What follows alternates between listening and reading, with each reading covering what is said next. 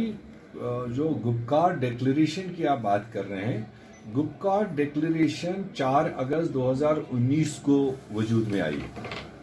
और जब उस वक्त पूरे रियासत में एक पैनिक जैसा सिचुएशन क्रिएट किया गया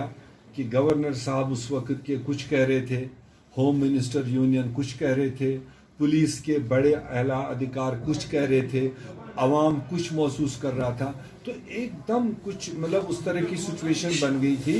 कि कुछ अनसर्टनिटीज लोगों के दिलों में थी। तो इसलिए उस वक्त बर वक्त तरीके से जितने भी non BJP political parties Jammu Kashmir में थी, खासकर वादी में जिस नाम से भी थे, तो वो एक प्लेटफार्म पर इकट्ठे हुए और एक रेजोल्यूशन दिया और उसमें स्टेटस को ऑफ स्टेट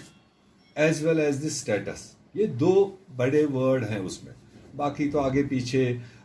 हम सब लोग मिल करके दिल्ली जाएं, राष्ट्रपति से मिले, किससे मिले, वो तो एक अलग कहानी, मगर दो वर्ड उसमें जो उस वक्त दर्ज हुए कि स्टेटस को जो हमारा स्टेट उस वक्त था वो बहाल रहना चाहिए, जो स्टेटस हमें हासिल था इंडियन कॉन्स्टिट्यूशन के मुताबिक वो हमें बरकरार रहना चाहिए। तो उसमें कांग्रेस पार्टी भी उस वक्त शामिल थी और बाज़ाब्ता हमने उसमें एग्री किया है उस वक्त, क्योंकि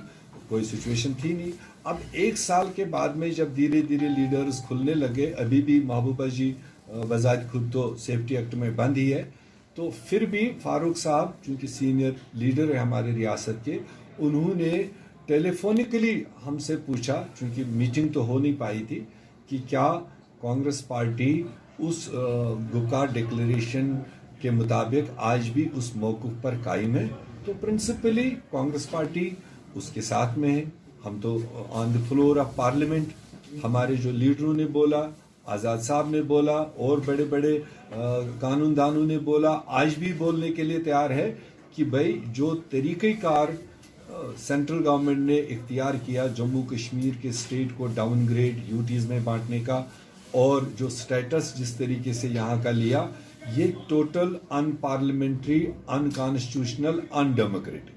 ये हमने पहले दिन से कहा, आज तक कह रहे हैं। जब हम सवाल उस चीज़ पर खड़ा कर रहे हैं तो कुदरती बात है कि हम लोगों के एस्पिरेशन को लेकर यही चाहेंगे कि स्टेट बहाल हो, जो हमारी इज्जत थी वो हमें बहाल होनी चाहिए। वो भी कोई एहसान था नहीं, वो ये जो एक खाली स्टेटहुड या रेस्टोरेशन ऑफ 370 खाली इज्जत के साथ कह रहा हूँ। दफा 370 को इज्जत ही कहते हैं, वो हमारी इज्जत थी। तो इसलिए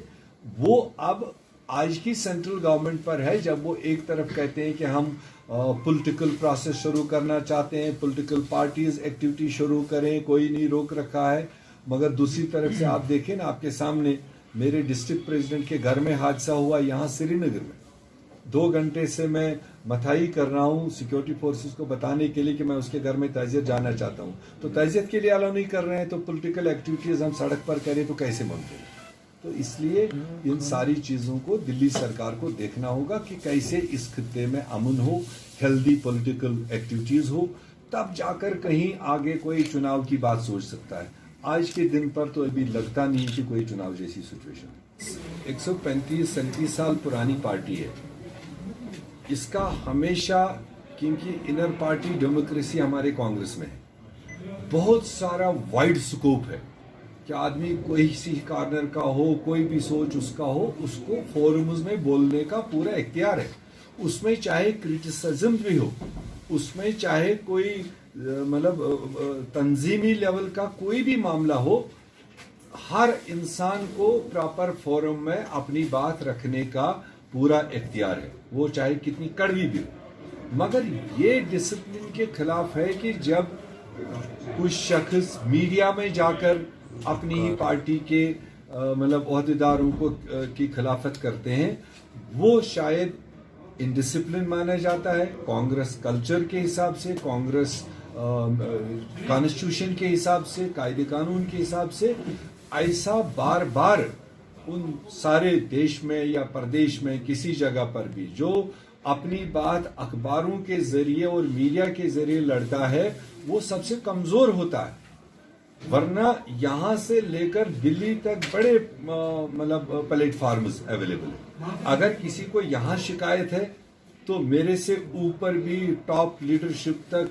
ए लेयर ऑफ लीडर्स है। तो अगर किसी को शिकायत है मेरे बारे में, अगर उसको लगता है कि मैंने नहीं सुना, मेरे से किसी सीनियर से मिले, उससे ऊपर वाले सीनियर को मिले, बट करे बात, और फिर जो वहां से फैसले निकल आएंगे उसका इंतजार करना चाहिए। हमारा बस खाली एक शिकायत इतनी है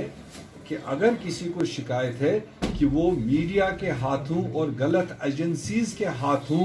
कांग्रेस के अंदर रहकर कांग्रेस को नुकसान क्यों पहुंचा रहे हैं।